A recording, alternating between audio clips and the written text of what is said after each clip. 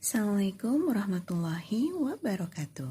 Surat Abasa adalah surat ke-80 dalam Al-Quran dan masih dalam juz amma atau juz ke-30. Surat ini terdiri atas 42 ayat dan termasuk surat Makkiyah. Surat Abasa diturunkan setelah surat Al-Najm.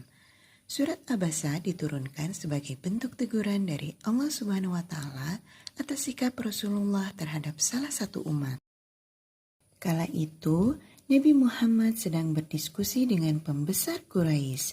Di antara mereka ada Abu Jahal, Utbah bin Rabi'ah, Abbas bin Abdul al-Muttalib, dan Walid bin Mughirah. Diskusi tersebut dilakukan dengan harapan kaum Quraisy bisa tercerahkan dan masuk Islam. Di tengah diskusi tersebut, datanglah seorang umat yang bernama Abdullah bin Umi Maktum. Ia minta diajarkan mengenai Islam dan mengucapkannya sampai berkali-kali. Rasulullah Shallallahu Alaihi Wasallam yang merasa terganggu karena percakapannya menjadi terputus, akhirnya menunjukkan tatapan tidak senang dan memalingkan wajahnya dari Abdullah. Dalam ayat kedua dijelaskan bahwa Abdullah memiliki fisik yang tidak sempurna. Ia terlahir dalam keadaan buta, sebagaimana diriwayatkan oleh Ibnu Abbas.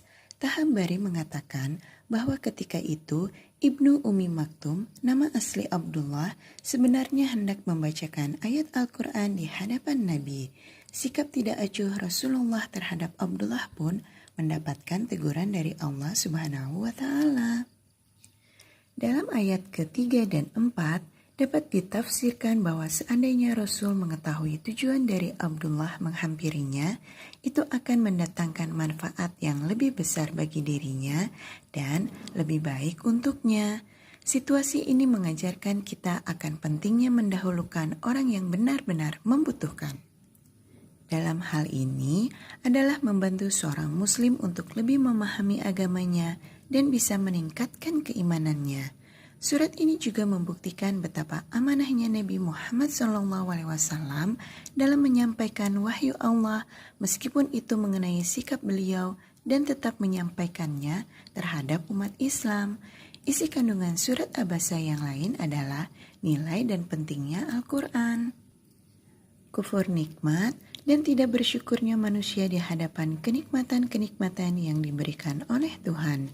Penjelasan sedikit dari kenikmatan-kenikmatan yang diberikan Tuhan untuk menstimulasi rasa terima kasih manusia.